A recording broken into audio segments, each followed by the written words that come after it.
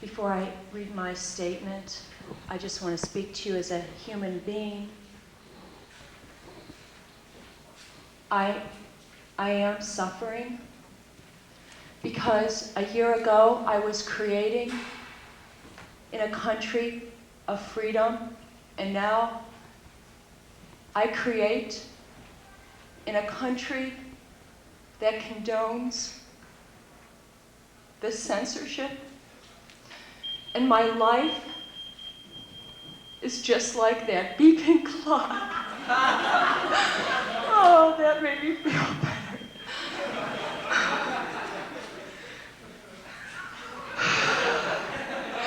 I thought it was my heart for a second, because that's what it sounds like.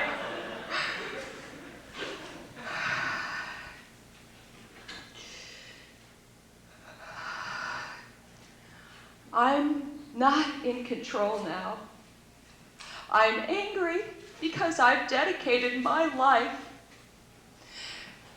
to art that would go to people that wouldn't have to buy it. I wanted to have art in this country that would be for our entire culture. I wanted a country that would have all of its diversity speaking out and creating work, and that we would know all about each other. That isn't going to happen anymore. I'm going to read my statement now, but I just wanted to speak to you from my confusion.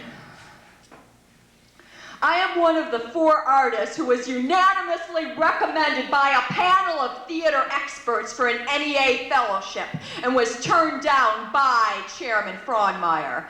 As an American artist, I have made a commitment in creating work that addresses social concerns. Much of my work deals with the victims in our society. Yes, the victims in our society. Yeah, the victims in our society. And I use that language, how society treats these victims. Women, people living with AIDS, minorities, gays and lesbians, the homeless and victims of child abuse, incest and violent crimes. I guess they just don't want to hear from me. They just don't want to hear from me. It is unfortunate that we live in these times that have a harrowing plague and citizens who have subways as homes. As an American artist, I feel it is my responsibility, our responsibility, to apply our talents to record history and make our audiences more sensitive to our country's problems. I am being punished because I am a morally concerned artist. We as a nation are in our new era of blacklisting is during the 1950s period called McCarthyism. This is a sad, regressive time in our national history. As the wall in Eastern Europe is coming down, it seems that that new wall in our own country is going up. We are now in an era of American history where our nation does not take strength from its cultural diversity, but rather weakens itself by not allowing that diversity a right to speak publicly. I perform publicly throughout this land, and I will be performing throughout the next season in many publicly funded spaces. Will my performing there now be looked as a hindrance to their funding? This is the insidious side of the NEA attacks. I am told that I have the freedom to perform anywhere I want, as long as it's not with public money. Yet all the art spaces and museums across our country are publicly funded. They are taking away my freedom to perform, as evidenced by Senator Helms' recent request for the General Accounting Office to investigate certain New York City art spaces, specifically where I performed. I hope that we keep the endowment specifically because I'm trying. I hope that we keep the endowment, for we do not want to return to a society where art is only for the upper class. In societies where there is no funding of the arts, art is made by the wealthy or only those sponsored by the wealthy. This gives a slanted view of expression, for there is no voice of the middle class and the poor. Those who have written damaging articles on me Evans and Novak, William Sapphire, William Buckley, the Washington Times, and the New York Herald have not seen me perform. Is Mr. Fraunmeyer listening to those who have not seen me and ignoring the panel of theater experts that know and recommend my work? Nor does he read the many positive, thorough reviews on my work. He seems to be reading the Washington Times instead of Art Forum and the New York Times. This is the man who is in charge of the endowment. Mr. Fraunmeyer has never contacted me personally to find out directly about my work. Even though I have called him, even though I have invited him to my work, even though we've reserved seats, even though he said he was going to show up. No, he never found the time to find out what he wasn't going to fund. It's only, what, an hour and a half away? The guy could just come and see what the big deal is? Could the guy just say, hey, artist, come into my office and let's talk about it. We've got a problem here with Jesse Helms. Let's bring the arts community together and solve this problem. No, he couldn't do that.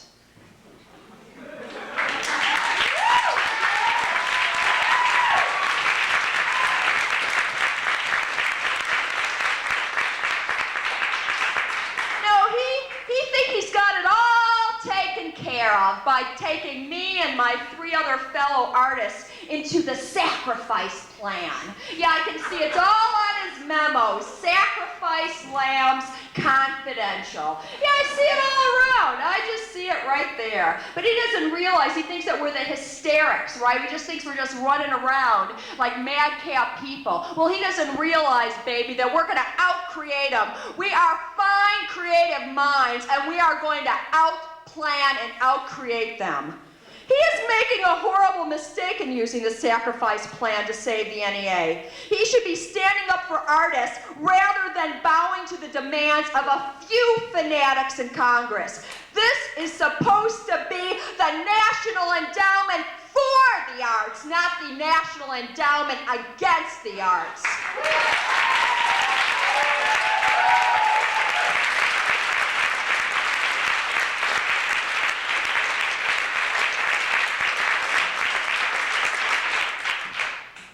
I'm sorry that I'm taking so long, but I've just been waiting for this day.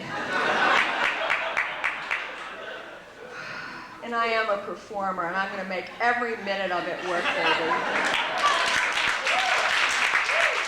Thinking that the sacrifice, get it on TV now, buddy, get it on, get those pictures. Thinking that the sacrifice plan will calm everyone down is silly. What will stop these few religious far-right fanatics from planning a smear campaign on a new set of artists, artwork, and institutions next year?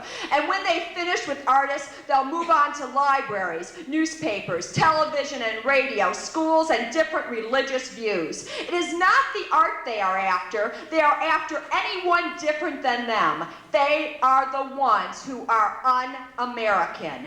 When some people argue that the NEA selection process in itself is censorship, they are wrong. Art is a profession and has experts, as do other areas. When one applies to a public university, there are certain eligibility requirements of excellence. The peer panel process serves this process well.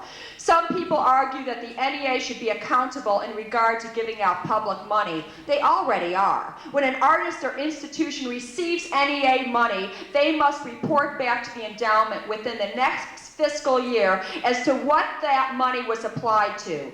The NEA does not put restrictions on specific pieces of art because, as Mr. Fraunmeyer has stated, you grant money for a process, not for a finished product. Some people say that the NEA should be abolished and that private business should fund the arts. They, too, are wrong. Corporations use the NEA as a guideline in knowing who to give money to by knowing who has gone through the distinguished process of the endowment's granting procedures. Most private funds and foundations do the same. Also, big business has its own biased concerns and does not give money to work that does not somehow benefit their product. Yeah, I'd like to see Exxon give money to fund a play on the oil crisis in Alaska. Yeah, that'll be the day. When We allow artists to be silenced. We approach the spirit of fascist societies. Nazi Germany had their artists eliminated. In South Africa, they are banned and tortured. In Tiananmen Square, they are imprisoned and their art turned down. And now some members of Congress in the religious right wing want to mimic the actions of Stalin by advocating the funding only to be given to art that is approved by the government and blacklisting artists who don't fit this mold. Basically, they want art propaganda now for the state. We as a nation must not let our talented, our gifted, our seers and visionaries be exiled if they can't tone down their work. We must fight for preserving the freedom of expression, our First Amendment rights. There are many ideas in this country that all people can't agree on, but in a democracy, all points of view are allowed to be heard. We must not let the hatred and biases of a few fanatics take away the freedoms of everyone. Thank you.